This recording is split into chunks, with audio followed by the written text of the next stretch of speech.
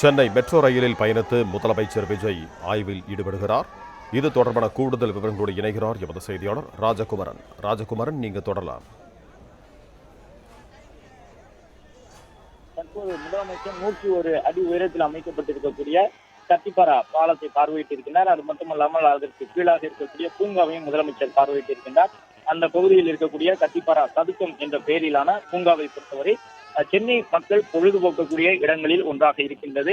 அந்த பூங்காவில் இருக்கக்கூடியவர்களையும் முதலமைச்சர் சந்தித்திருக்கின்றார். கத்திப்பாரா மேம்பால பூங்கா என்பது சென்னை நகர மக்களுக்கு முக்கியத்துவம் வாய்ந்த பூங்காக்களில் ஒன்றாக தற்போது மாறி இருக்கின்றது. இப்போது முதலமைச்சர் அந்த பூங்காவை பார்வையிட்டு அங்கே இருக்கக்கூடிய வசதிகள் என்ன என்பதை எல்லாம் கேட்டறிந்து வருகின்றார். ஏனென்றால் கூடுதல் வசதிகள் தேவைப்படக்கூடிய முதலமைச்சர் அவ்வப்பொழுது நடவடிக்கை எடுத்து வருகின்றார்.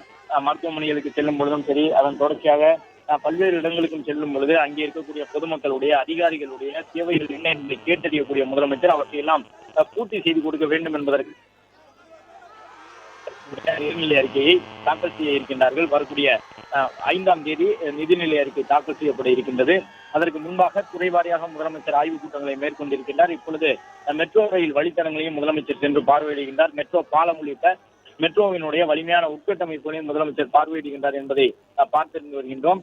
ஏனென்றால் தொடர்ச்சியாகத்தான் மற்ற நகரங்களுக்கு மெட்ரோ ரயில்களை கொண்டு செல்ல முடியும். முதலமைச்சர் பார்த்தவுடன் பொதுமக்கள் உற்சாகத்தோடு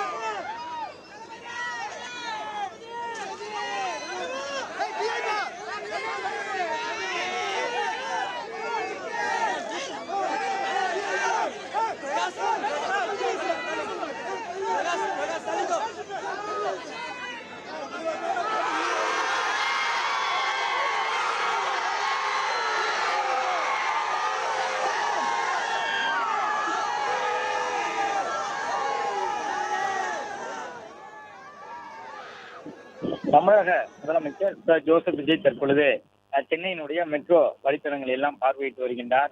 குறிப்பாக முதலமைச்சர் சென்று பார்வையிடக்கூடிய இந்த கத்திப்பாரா பகுதி வழித்தடம் என்பது சோழிங்கநல்லூர் மற்றும் திருச்சேரி உள்ளிட்ட பகுதிகளோடு மாதவரத்தை இணைக்கக்கூடிய வழித்தடத்தில் அமைந்திருக்கின்றது.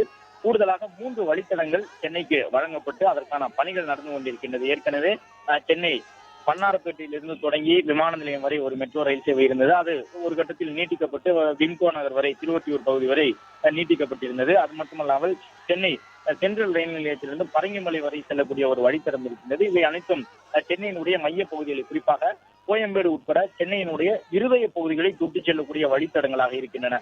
இந்த நிலையில்தான் இப்போது சென்னை என்பது தென்னிந்தியாவின் மிக முக்கியமான நகரமாக இருக்கின்றது. குறிப்பாக மென்பொருள் துறையை பொறுத்தவரை பெங்களூருக்கு நிகராக சென்னையும் மென்பொருள் துறையிலே ஒரு முக்கியமான நகரமாக இருக்கின்றது. தென்னிந்திய நகரங்களிலே சோழிங்கநல்லூர், திருச்சேரி உள்ளிட்ட பகுதிகள் எல்லாம் மிகப்பெரிய அளவில் அங்கு இருக்கக்கூடிய தகவல் தொழில்நுட்ப நிறுவனங்கள் வாயிலாக வளர்ச்சி பெற்று வருகின்றன. இந்திய அளவில் தகவல் தொழில்நுட்பத்துறைக்கு பெயர் போன மாநிலங்களில் ஒன்றாக சென்னையும் இருக்கின்றது, நகரங்களில் ஒன்றாக இருக்கின்றது.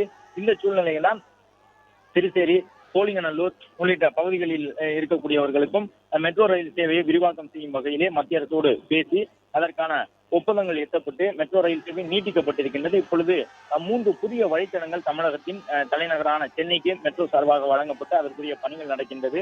அதன் அடிப்படையில் தான் முதலமைச்சர் பார்வையிடக்கூடிய பகுதி என்பது முதலில் முதலமைச்சர் பார்வையிட்ட பகுதி இந்த மெட்ரோ வழித்தடத்தை பொறுத்தவரை மாதவரத்திற்கும் சோழிங்கநல்லூருக்கும் இடைப்பட்ட மெட்ரோ வழித்தடமாக இருக்கின்றது. அதுதான் 101 அடி உயரத்தில் அமைக்கப்பட்டிருக்கின்றது. கத்திப்பாரா பகுதியிலே அந்த 101 அடி உயரம் கொண்ட பாலம், அதிலும் குறிப்பாக வளைந்து செல்லக்கூடிய வகையிலாக அமைக்கப்பட்ட பாலத்தை முதலமைச்சர் பார்வையிட்டிருக்கின்றார். அதன் தொடர்ச்சியாக இப்பொழுது போரூர் பகுதிக்கு முதலமைச்சர் செல்ல இருக்கின்றார். போரூர் சென்ற பிறகு அங்கு ஓட்டுநர் இல்லாமல் மெட்ரோ ரயில் இயக்கப்படுகின்றது, சோதனை முறையில் இயக்கப்பட்டுக் கொண்டிருக்கின்றது. அந்த ரயில் சேவை நீட்டிக்கப்படும் பொழுது வடபழனி வரை கூட அந்த ரயில் சேவை நீட்டிக்கப்பட இருக்கின்றது. ஓட்டுநர் இல்லாமல் தானியங்கி முறையிலே பயணிகளுடைய பயணங்களை உறுதி செய்யக்கூடிய வகையிலே மெட்ரோ ரயில் நிர்வாகம் சார்பில் அந்த புது வகையான தொழில்நுட்பங்களோடு மெட்ரோ ரயில் சேவை அறிமுகப்படுத்துகின்றனர். எனவே அவற்றை பார்வையிடுவதற்கு முன்பாக தற்போது தமிழக முதலமைச்சர் இந்த பயணத்தை மேற்கொண்டிருக்கின்றார். முதலமைச்சருடைய பயணத்தை பொறுத்தவரை இன்றைக்கு கிட்டத்தட்ட ஒரு மணி நேரத்திற்கு மேலாக பல்வேறு இடங்களுக்கும் சென்று அந்த பாலங்களை எல்லாம் பார்வையிடுகின்றார். இப்பொழுது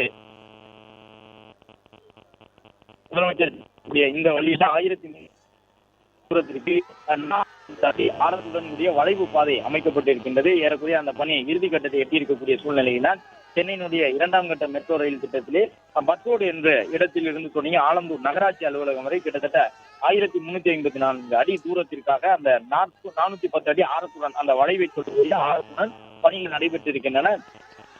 சென்னையினுடைய மிக முக்கியமான மெட்ரோ ரயில் வழித்தடமாக அது அமைந்திருக்கக்கூடிய சூழ்நிலையில் அதில் பயன்படுத்தக்கூடிய சிறப்பம்சங்கள் என்ன என்பதை முதலமைச்சர் கேட்டறிந்தார். அதன் பிறகு அந்த பூங்கா பகுதிக்கு சென்று முதலமைச்சர் ஆய்வு மேற்கொண்டிருந்தார். வழக்கமாக மெட்ரோ ரயில் மேம்பால பாதையிலே கேடர் என்று சொல்லப்படக்கூடிய வகையிலான அந்த ராட்சத கான்கிரீட் பாலம் அமைப்பார்கள். பெரிய அளவில் கான்கிரீட் பாலம் அமைத்துதான் உயர்மட்ட பாலம் எல்லாம் அமைக்கப்படும். ஆனால் கட்டிப்பாறையில் அதற்கான வாய்ப்புகள் இல்லை.